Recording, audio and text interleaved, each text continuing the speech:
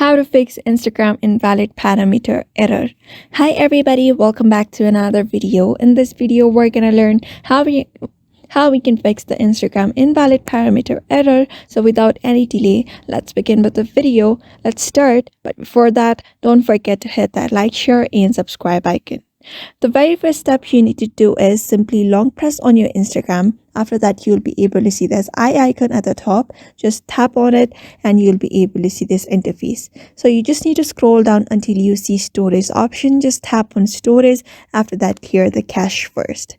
After you are done clearing the cache, what you need to do is just get back once.